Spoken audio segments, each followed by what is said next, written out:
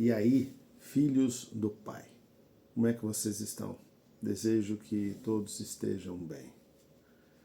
Vamos à nossa reflexão de hoje, mas antes, vale lembrar, o Pai está com saudade, mandem notícias. Chegamos aqui às cartas de João e paramos, obviamente, na primeira carta do apóstolo João. E nós vamos já no primeiro capítulo entender um pouco sobre a forma, né, e o contexto em que João escrevia. Ele vem falando sobre a figura do Deus, né, a figura de Jesus como Deus. E a gente percebe que tem uma ligação entre essa escritura com o Evangelho de João. Daí uma expectativa, não é confirmado, né? Não temos prova, mas uma grande indicação de que quem escreveu essas cartas foi o mesmo João, apóstolo amado, que caminhava ali lado a lado de Jesus.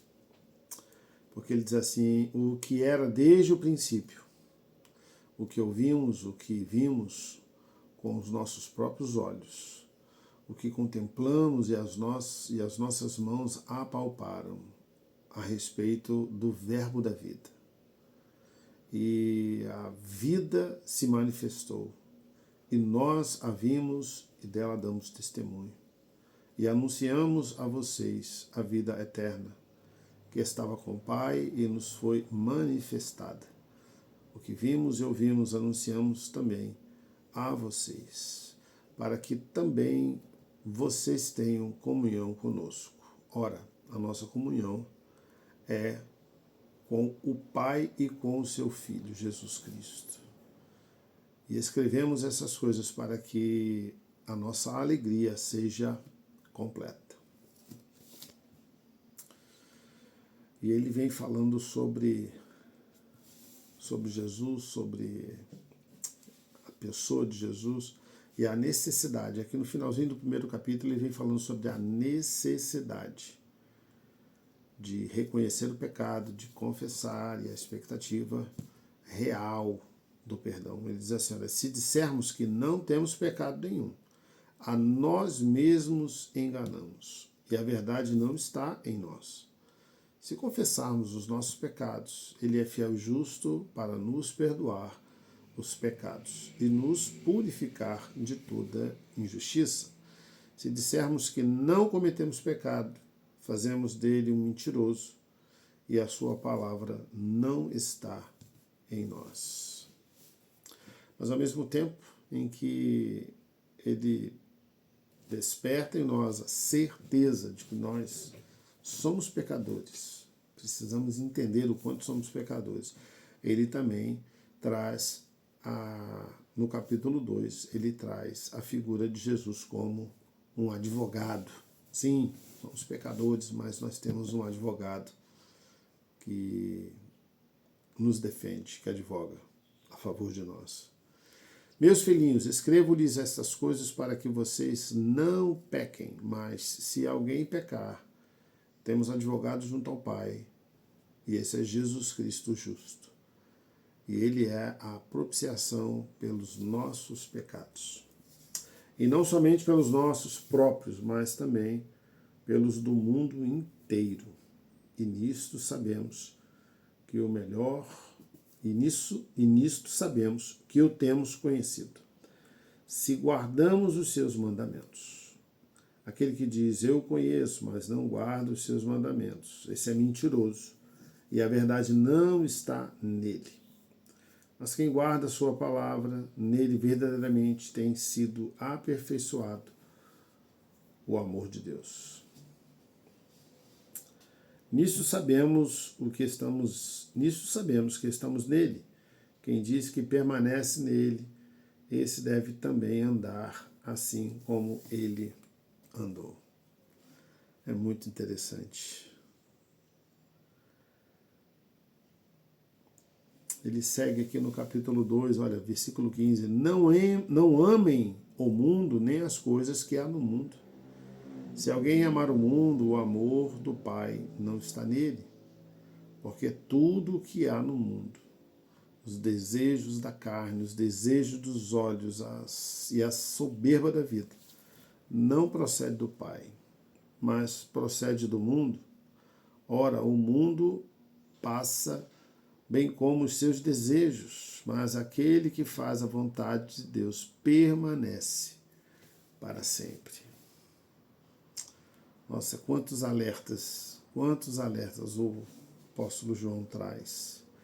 Capítulo 3, olha só o que ele fala no capítulo 3, a partir do versículo 7. Filhinhos, não se deixe enganar por ninguém.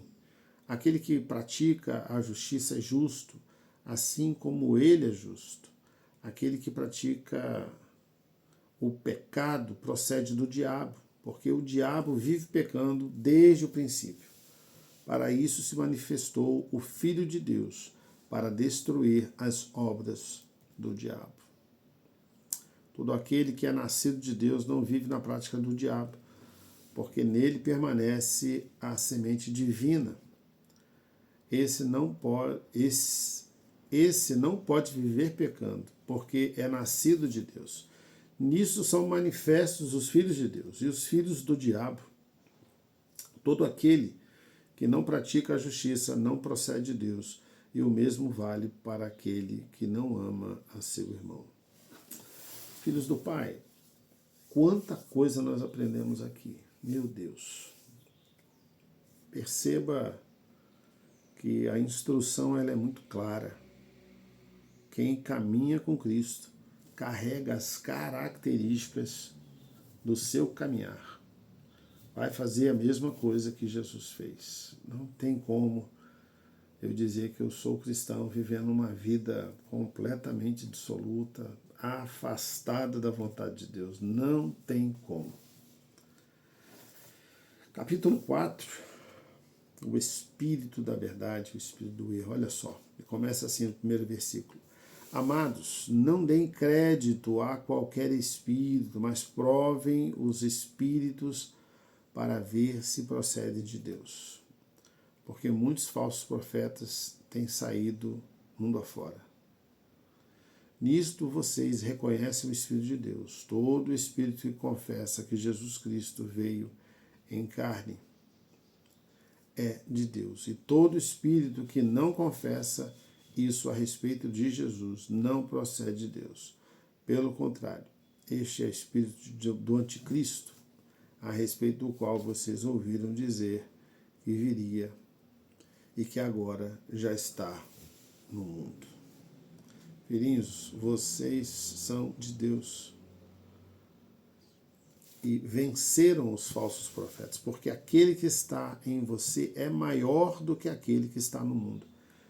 Filhos do Pai, vocês entendem a promessa que aqui está registrada? Por que ter medo de avançar? Por que ter medo de se aventurar? Porque o Senhor é contigo. São grandes e grandes promessas aqui. Ele também fala sobre uma das grandes características de sermos livres em Jesus. Está no versículo 7, capítulo 4. Diz assim, olha, amados, amemo-nos uns aos outros, porque o amor procede de Deus. E todo aquele que ama é nascido de Deus e conhece a Deus. Meu Deus do céu. Capítulo 5, para a gente fechar essa primeira carta. E a gente pensa que todo aquele que crê em Jesus Cristo é nascido de Deus. E quem ama aquele que o gerou, ama também o que dele é nascido. Nisto sabemos que amamos os filhos de Deus. Quando amamos a Deus e praticamos os seus mandamentos. Porque este é o amor de Deus. Que guardemos os seus mandamentos. E os seus mandamentos não são difíceis de guardar, porque todo o que é nascido de Deus vence o mundo. E esta é a vitória que vence o mundo, a nossa fé. Quem é o que vence o mundo, senão aquele que crê em Jesus?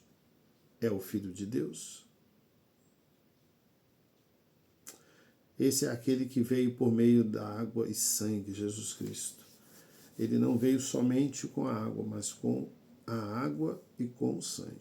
O Espírito é o que dá testemunho, porque o Espírito é verdade.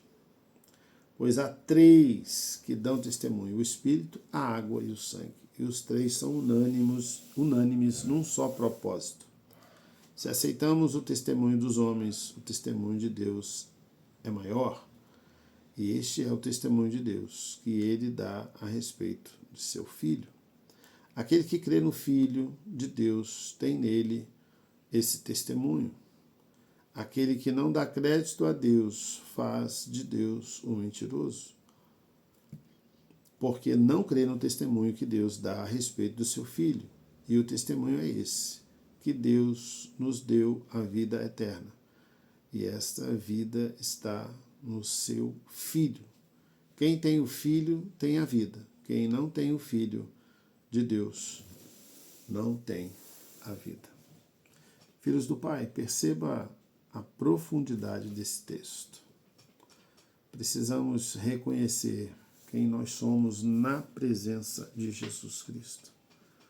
Minha oração é que seus passos sejam preenchidos com a presença de Jesus Cristo. Que vocês possam dar testemunho de Jesus Cristo. Em nome de Jesus.